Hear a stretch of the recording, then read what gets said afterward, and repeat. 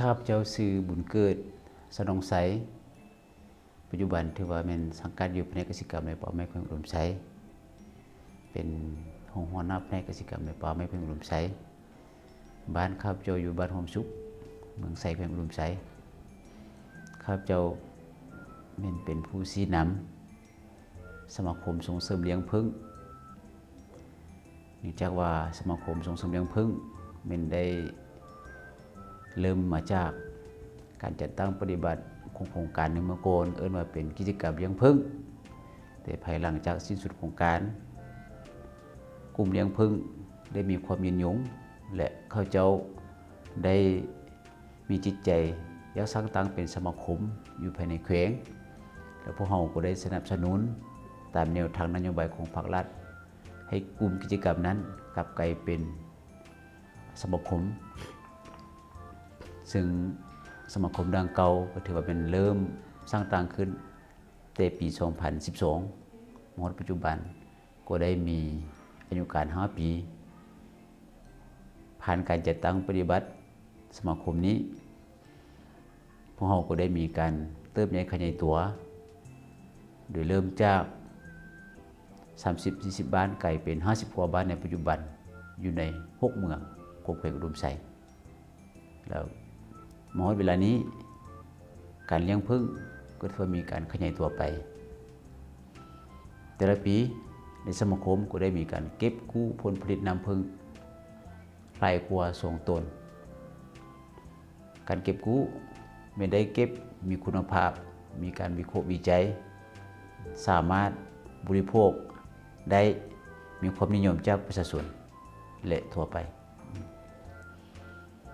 สมาคมได้มีการจัดตั้งปฏิบัติบ่แม่นแต่เฉพาะเลี้ยงผึ้งเท่านั้นแต่ได้มีการสนับสนุนในรูปการพัฒนาชนบทหลายกิจกรรมเป็นต้นเป็นการให้ความรู้แก่ประชาชนในการวางแผนกิจกรรมเพื่อเป็นการดำเนินกิจกรรมในครอบครัวของเขาเจ้าสองมาก็ได้มีการสู้ยุกิจกรรมในเรื่องงานอนุรักษ์ธรรมชาติโดยเฉพาะในเรื่องการปลูกมังแดงติดพันกับบรรณาเว้าเรื่องการผลิตยาพื้นเมืองให้ความรู้เกี่ยวกับใช้พืชพันธุ์ต่างๆให้แก่ประชาชนเป็นอาหารและเป็นยาปัวพยาธินอกจากนั้นก็ยังได้โฆษณาผลหายจากการนำใช้สารพิษเคมียาฆ่าหญ้าเห็นให้ประชาชนได้เข้าใจและรับรู้ถึงความอันตรายของสารพิษพยายามโฆษณาให้เขาเจ้าหันลดพ้นการนำใช้สารพิษอยู่บ้านเป้าหมายของเขาเจ้าปัจจุบันประชาชนได้เข้าใจส่วนเพิ่งลดลงย้อนการเอาเพิ่งของชาวบ้านผ่านมาแม่นเอาแบบดับศูนย์เส้นตัดต้นไม้จุดหางเพิ่งฉะนั้นเขาชาวบ้านเอิ้นตะค่อยเป็นมีย้อนว่าค่อยไปมักขึ้นอันเพิ่งห่างอยู่เทิงกกไม้ใหญ่เราก็ขึ้นไปเอาไผอูดมันปาดลงเราเอาไปขายแล้วก็ตะกี้มันฮู้อันเรื่องการกินเป็นหักยานมันมีเพิ่งโกนเพิ่งห่างที่สุดท่านเขาก็บกไปเอาน้ำมันไปขายให้ผู้อื่นเดี๋ยวนี้โตฮู้จักเลยก็เป็นหักยาแล้วก็กินเพื่อสุขภาพจำนวนเพิ่งลดลงย้อนที่อยู่อาศัยและอาหารของเพิ่งถูกทำลายมีการตัดไม้ทำลายป่าสะสายคือลูกหลานตอนนั้นไปซอกพักธรรมชาติมันก็สิบ่มีแล้วสิบ่เกิดแล้วมันสิซอกซื้อแต่ตลาดเนาะแม่นตอนนั้นอันที่ซอกหลักก็สิบ่มีแล้วเป็นหลักซอกมาผู้ป่าบ่มีแล้วมันก็สิบ่เฮ็ดแล้วมันสิไปตามยุคสมัยจำนวนเพิ่งลดลงย้อนมีการนำใช้สารเคมียาปราบศัตรูพืชยาฆ่าหญ้าและยาฆ่าแมงไม้เข้าในการผลิตกสิกรรมเพิ่งของเฮานี่แต่ว่าถ้าเขาบ่เฮ็ดอันส่วนมักทั่วนั้นคือสิบ่มีพยาธิซังเพราะว่าเขาว่าปะใกล้แล้วแต่ว่าปานนั้นก็ยังตายย้อนอันเขาเฮ็ดอันส่วนมักทั่วทั่วเพิ่นมันตายย้อนเคมีนะแต่ละปีนะแต่กี้มันเฮาบ่ฮู้ย้อนมันเคมีน่ะเฮาว่ามันตายย้อนมันหนาวแน่ นี่มาเท่าฮู้แล้วโอ้มันตายย้อนเคมีบ่แม่นมันตายย้อนหนาวนะคันมันตายย้อนหนาวแท้มันก็สิตายแต่กี้แต่ก่อนมันก็สิหมดบ่มีเพิ่งกันนะเดี๋ยวนี้มันบาดมันเฮาฮู้แล้วมันก็ตายย้อนมันไปกินเคมีอยู่ไปตอมดอกอันมักถั่วมันถึงตายผู้ที่ฉีดยาอันเคมีนะจะมาจากบริษัทจีนให้เขาเฮ็ดมักถั่วตัวเองแท้บ่ได้ใช้เพราะว่าตัวเองมันคนเจ็บเส้นคันใส่มันจะแห้งเจ็บกว่านั้นเฉพาะครอบครัวเฮานั้นบ่เฮ็ดเฮ็ดแต่อันของธรรมชาตินี่คายของธรรมชาติอันพอตัวนั้นเดี๋ยวนี้กูมือนี่แนวคิดของเฮานี่อยากอนุรักษ์ป่าเพื่อว่าให้เพิ่งมีอาหารกินแต่ว่ามันบ่แพ้อันชาวบ้านผู้อื่นเนาะบ้านเหนือเนาะเพราะว่าบ่อนเฮาอยู่นี่อนุรักษ์เพิ่งนี่แม่นเขตหลัก17อยู่เทิงอันนี่เขาคือปีนี้เขาก็ทางอ้อมหมดและบ่มีอาหารเพิ่งเฮากินสิกินต่อนาเนี่ยต่อนาคันเฮาได้หลายเนาะมันก็จะหลายหันอย่าละมันจะบ่มีอาหารมันก็จะบ่มีน้ำ อันนี้ก็เฉพาะอยู่บ้านนางงิ้วนี่เทื่อถึงอิฐก็ยังจีนยังบ่ทันเข้าอันเฮ็ดกาอย่างปลาก็ได้ดีก่อนอันนี้ก็ทางเคมีเข้ามาอันนึงก็เขากาเบียอย่างปลาซองมาแล้วก็ชาวบ้านก็ปลูกอันข้าวโพดแล้วก็นำใส่เคมีอันลืมตีปี2008 2009ถึงปัจจุบันนี้แล้วอิงเซาเรื่องการเบิ่งสภาพแวดล้อมของบ้านแล้วก็ของเพิ่งหันก็อัดลดลงย้อนเรื่องการอันนำใส่เรื่องข้าวโพดก็ใส่เคมีเขามาเมียนเขาอยู่ทางแล้วเขาจูดหญ้าออกแล้วเขายาหันใส่เขายาคาหญ้าหันใส่กับบางเทื่อก็เป็นดอกหญ้าคาเวลาหญ้าคาดอกออกมาแล้วล่ะเขาใส่ยาแล้วเพิ่งไปต้อมแล้วก็ตายเลยครอบครัวของเฮานี่ทั้งหมดนี่มี6คนเขากินก็ตะกี้นี่เฮาทางให้ยังบ่กุมกินเดี๋ยวนี้เฮาก็บ่ทางให้อันเวียกเลี้ยงเพิ่งมันก็บ่หนักบ่หน้าปานใดเนาะมันก็เป็นเวียกเบาแต่ว่าคันบ่เอาใจใส่แท้มันก็บ่ได้ถ้าคันเฮาอยากเฮ็ดเลยอยากทำเขาต้องปฏิบัติเฮ็ดแท้ทำจริงมันจึงได้ภายหลังเฮามีมังแนงมีส่วนมังแนงแล้วก็โครงการเลี้ยงผึ้งมาฮอดอิดต้นมันกับเจ้านั่นแหละก็ชื่ออันโครงการอันเลี้ยงผึ้งนี่มันเดี๋ยวนี้กับเจ้าเนี่ยเป็นพญาติอันกระเพาะเราไปซอกน้ำผึ้งซอกแล้วไปได้อยู่อันบ้านหลัก15หันแก้วนึงนี่ก่อนเฮาสิเอาน้ำผึ้งปัวพญาตินี่มันดร.เวียดบอกมันว่าเจ็บกระเพาะนี่แนวอื่นปัวบ่ได้มีแต่น้ำผึ้งคันเจ้ามีน้ำผึ้ง30ลิตรนี่เจ้ากินทุกเช้านั่นตอนเฮาลุกหันบ่ทันกินหยังหันกินคู่มื้อละจอกหมด30ลิตรเลยมันดีเลยมันว่าข้าพเจ้าก็คิด เลี้ยงได้เฮาก็กินตามมันหวานโอ้ดีตามอิด50ลิตรเอากิน30ลิตรหั่นหมดก็ดีเลยพอน่ะ3 ปีเฮาบ่ได้เฮ็ดเวียกยังมีแต่นอนอยู่เฮือนย้อนเจ็บหั่นน่ะดีทั้งกระเพาะดีทั้งอัน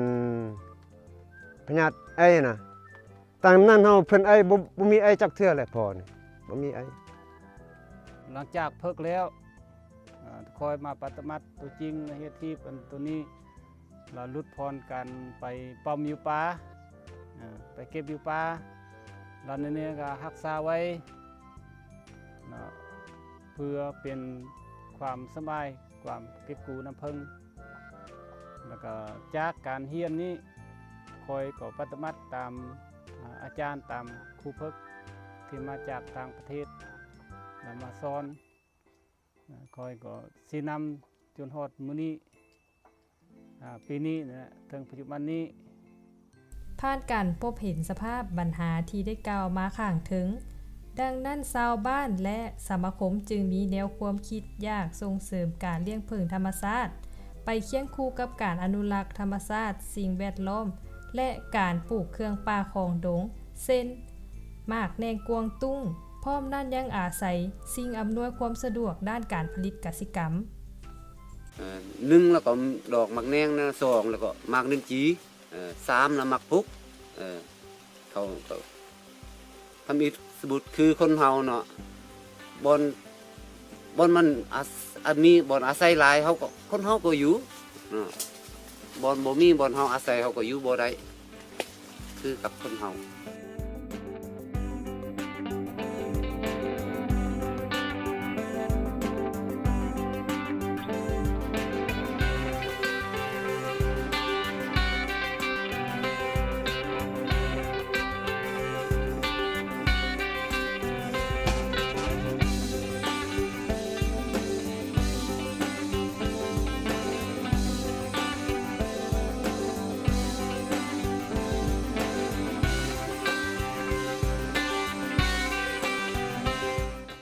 หมากไม้ที่เขาปลูก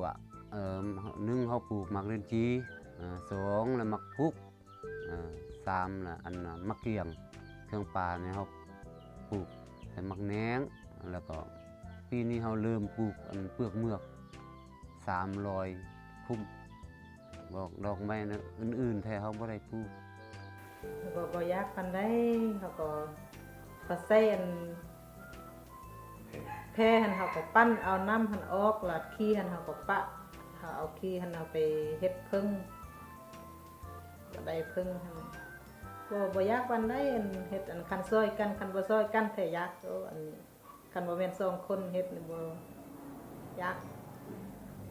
คันร่วมกันเฮ็ดนี่สบายขี้ผึ้ง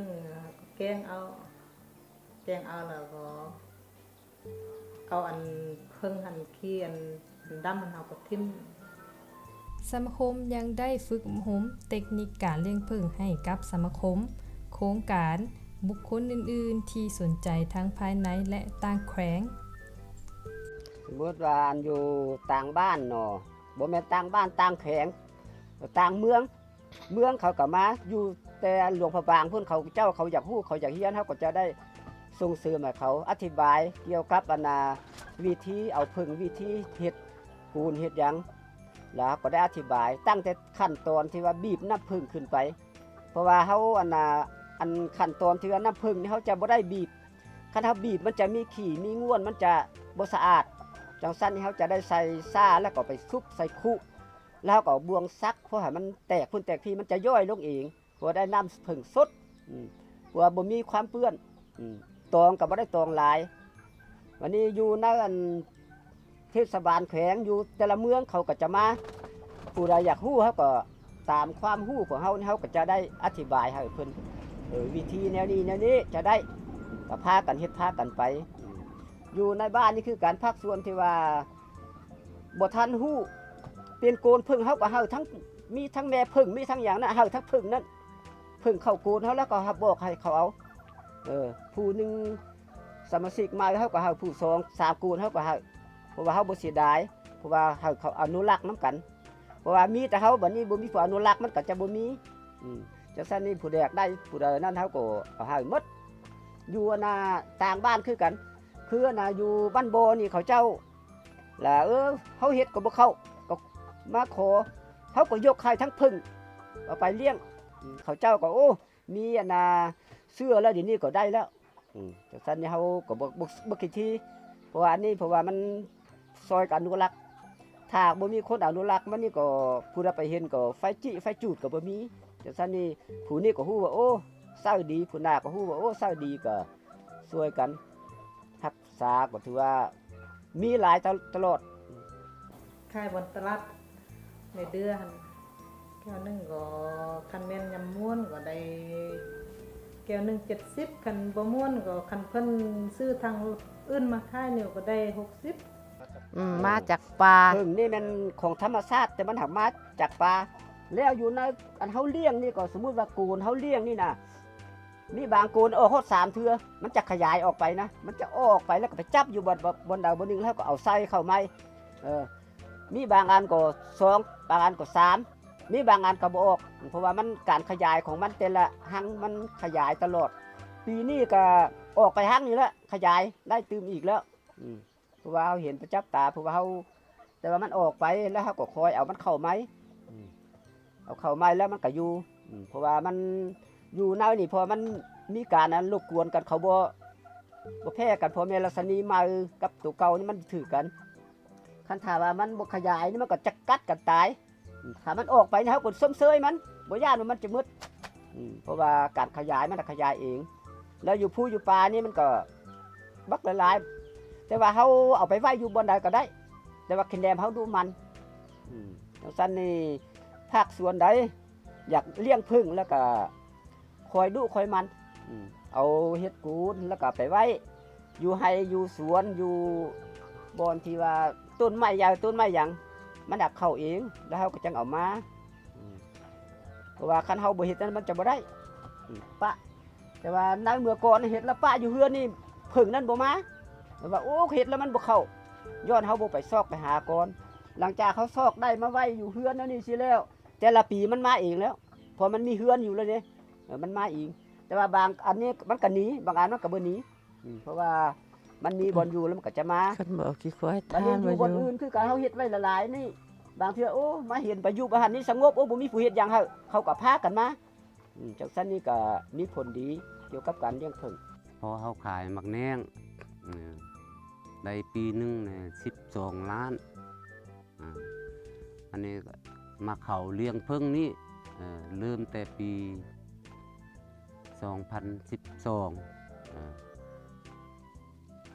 เลี้ยงผึ้งในปีทำอิฐนี่เอาเฮ็ดได้27 กูนเราได้น้ำผึ้งนี่127 กิโลเขาขายได้เงิน6 ล้านแล้วก็บวกกับมักแนงแล้วก็บวกข้าวหมูเนี่ยได้20 ปลายล้านต่อปีรายรับของครอบครัวของเขาแล้วเดี๋ยวนี้นี่ว่าสินำเนินต่อไปเรื่องการเลี้ยงผึ้งนี่นะปีนี้ว่าขาดไม้ว่าจะเอา60 กูนว่าสันเดี๋ยวนี้มันมา20 กูนแล้วเดี๋ยวนี้มาตัวจริงนะเขาบอกเขานี่ก็อยากเลี้ยงคันเลี้ยงผึ้งเลยนะเพราะว่ามันบ่แม่นเฮาเลี้ยงผึ้งแม่นผึ้งเลี้ยงเฮาประมาณบางแนงนี่เขาปลูกนี่ก็ได้ผลประโยชน์หลายว่าขายมากมันแดเนาะขายกกมันแดแต่ว่าอันใดก็ได้ดีครับผลดีขายอันมากมันก็โลนึงก็3 แสนปลายถึง4 แสนขายกกเบี้ยมันก็กกนึงก็400สมมติว่าอันอยู่ต่างบ้านเนาะบ่แม่นต่างบ้านต่างแข็งต่างเมืองเขาก็มาอยู่แต่หลวงพระบางพุ่นเขาเจ้าเขาอยากฮู้เขาอยากเรียนเขาก็จะได้ส่งเสริมให้เขาอธิบายเกี่ยวกับวิธีเอาผึ้งวิธีเฮ็ดปูนเฮ็ดหยัง